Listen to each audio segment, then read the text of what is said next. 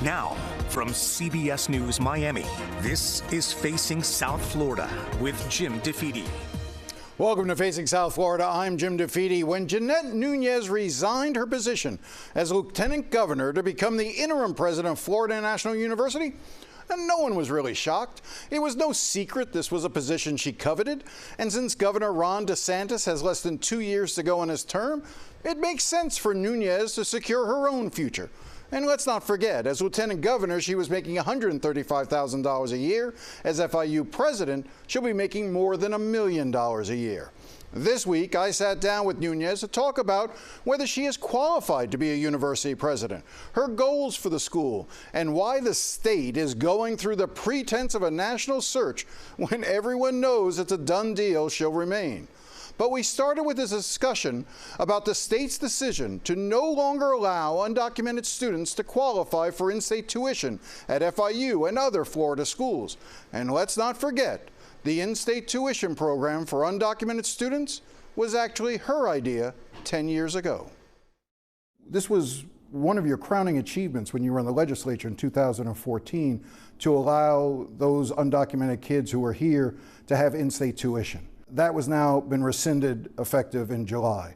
And you support the revision of it. Why? Yeah, well, Jim, what I'll say is that obviously 2014, the situation in our country was much different. And yes, indeed, I did champion it at the time. It was specific to a group of students, our DACA students. It was narrow in scope. Obviously, over the years, we've seen what has happened with illegal immigration, and especially these last several years. And what we saw was a tremendous amount of strain on not only our public schools, our social services, but just a complete and total different direction as we went from a public policy debate, I think was really what started to get us thinking as it related to the obligation we have to our U.S. citizens, our Florida residents that are here, that, as you know, it's very competitive. And we have an obligation to make sure that we have ample capacity for those students. And what is the responsibility of the taxpayer in terms of footing the bill for that in-state tuition reimbursement? Well, you talked about that in 2014 when you talked, and this is what you said, there are children through no fault of their own who live in our state, are educated in our public schools, and yet after investing tens of thousands of dollars to educate them, we shut the door on their future. It makes absolutely no sense. It seems like we have made an investment in these kids. The logic that you used at the time, why doesn't it still hold true today? Well, I think when you look at what has happened and you've seen the influx of illegal immigration and how that has really taxed the state of Florida, because while we are not a border state, clearly we've seen a tremendous uptick, and you can speak to obviously the superintendent and what he's seen in terms of the growth and the enrollment, not only in our public schools but across the board. And so we as a state, in a different perspective, whereas before I was representing a district and as lieutenant governor had to have that perspective statewide, and really the investments that we've made and the requirements that we have to fulfill our obligations to the taxpayer. I really think that started to reformulate and frame the discussion. And I think when you see what has transpired over the last several years, it really was an important policy discussion and debate to have. And many that were in the legislature then have also shifted their positions and have looked at it from a different lens. And when you see the number of students, that whereas FIU probably is the largest institution in terms of those tuition waivers, it is a number that is a significant amount of funding that goes to those out-of-state reimbursement waivers. Do you know how many people at FIU do you estimate is affected by it? Roughly, the number is somewhere in 538, but we as an institution don't have the ability to pinpoint specifically how many of those 538 are indeed under that tuition reimbursement waiver. We assume that it's a good number of them. You also said, you quoted Ezekiel, the child will not share the guilt of the parent. Don't hold these children responsible for something they had no control over. Again, I understand how the politics have changed, but the humanity of what these kids are facing that you talked about, you know, these are people who work hard, study hard, and face challenges and obstacles that many of us in this room will never comprehend. That's what you said in 2014. Is that still not true today? Well, Jim, what I think you want to talk about is obviously the pulling of the heartstrings versus the real responsibility that we have as a state. And again, not harping on what has occurred the last 4 years, obviously the country went in a much different direction. And so I think what you see is a responsibility to look at programs such as that one and see where the value is. What about the students that are U.S. citizens that cannot afford to come to our universities? What responsibility do we bear for them? And so you constantly have to make those decisions, and the legislature went in that direction. I'm curious if those students who are affected by it, if you would be willing to make a commitment to help fundraise privately for those students so that they could complete their education.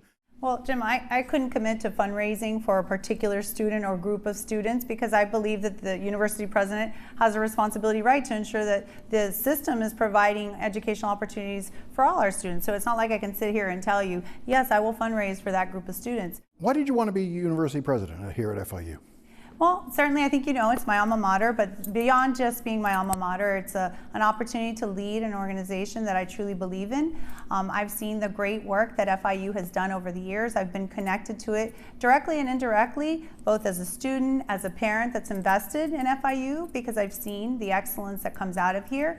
And then obviously throughout my time in the legislature, throughout my time as lieutenant governor, working very closely with the institution. And so I see ample opportunity to continue to grow and elevate FIU, both from the perspective of the rankings, but also in terms of the educational outcomes that we deliver each and every day. And I feel like the time is right to make sure that we are recognized not only amongst our peers, but that the outcomes start to match up and align with the perception and the reality of what's going on here. And so I'm eager to lead this institution to the next level. And I firmly believe that FIU is on an upward trajectory that really has no limits are really in our reach. We have to continue to push forward. Often university presidents have backgrounds, they've been provosts or deans or professors. You know, they have some history with educational institutions.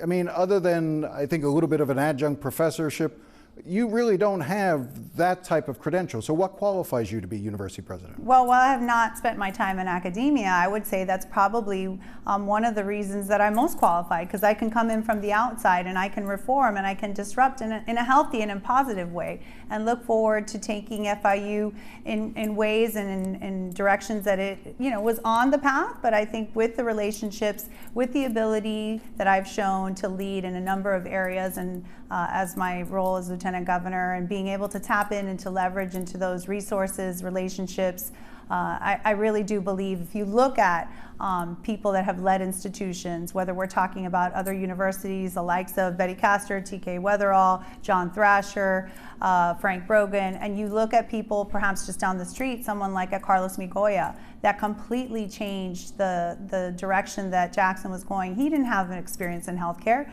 He was a banker, and he's done such great things for that hospital system.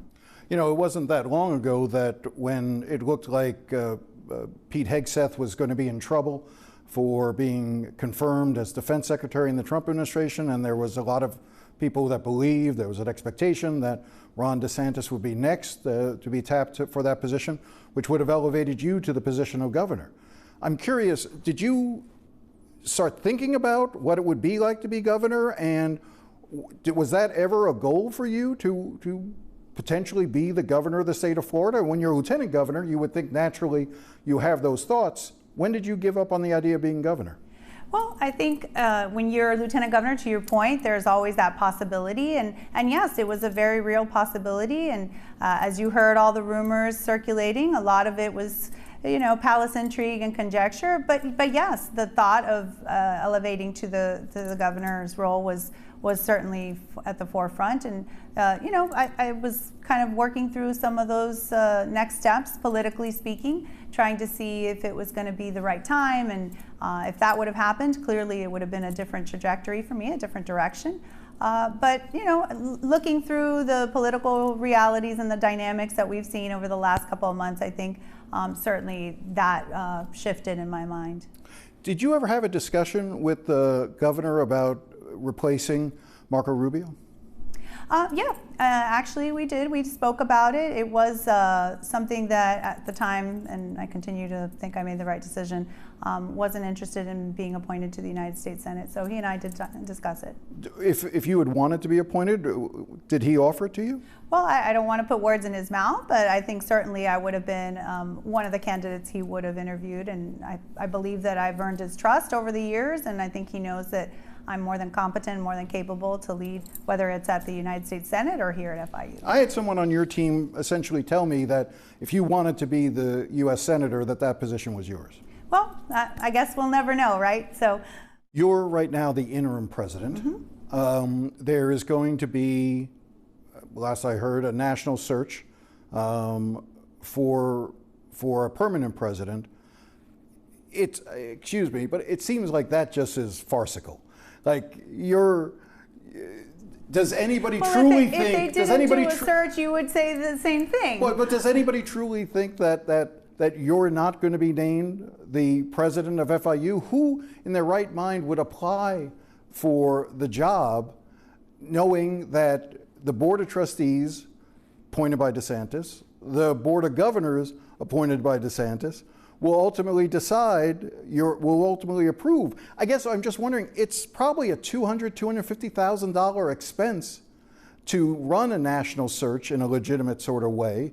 Why should anybody believe that it's a legitimate search? Well, we have requirements that are laid out by the Board of Governors. I welcome competition, and to your point, who would apply? I'm sure there's plenty of people that will apply, and I think the job that I do as interim will obviously lay the foundation of how the Board of Trustees and the search committee views me in terms of a viable candidate to be the permanent president. But it is my intention to become permanent president, and I expect to do a phenomenal job in the interim, and obviously dissuade any naysayers. But really, at the end of the day, if we weren't doing a search, you'd be sitting here saying it's a farce and it's a sham. So you can't win no matter what you do.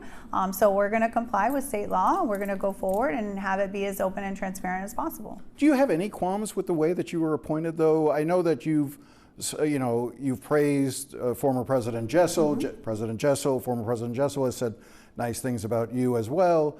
But why the need to have this happen when it was?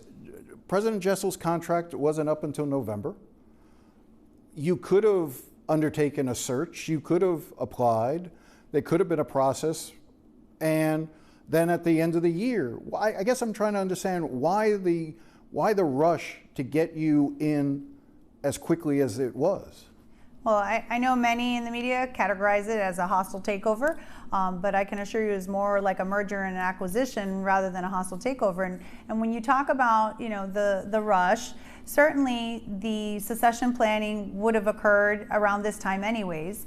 So when the chair reached out, expressed if I was interested, I certainly had that conversation with him. Timing really was, I think, part of the reason that we went forward in this direction. I think given that we're heading into, as you know very well, Jim, a very pivotal time in the legislative session, I just thought it was a good opportunity to start, and I'm excited, like I said, to be able to work with former President Jessel and make sure that we continue to elevate FIU in a positive direction. What's your biggest goals right now? Wanting to make sure that we capitalize on the upcoming legislative session. I think that would be a really good starting point for me. But then really, as I mentioned, my focus is solely going to be on the success of our students, making sure that we continue to rise in the rankings, making sure that we're positioning ourselves not just as the top choice in terms of educational offerings throughout the state of Florida, but also making sure that we're meeting our mission in terms of providing that economic return on investment. We're a huge driver for the state's economy. As you know, we're a huge driver for the local economy, but it goes beyond that. And I think when we're looking at what are the experiences that our students need, especially as we see all the disruption in technology coming forth, I think that we're, again, uniquely positioned to take advantage of all of those disruptions, take advantage of all the ensuing and emerging technologies, and really make sure our students have the best possible outcomes when they leave here. When we come back, as a result of our documentary on the death of Tristan Murphy in a Florida prison, the president of the Florida Senate is now pushing a bill to reform how mentally ill people are treated in the criminal justice system. It is a major development. Please stay with us. We'll have more after the break.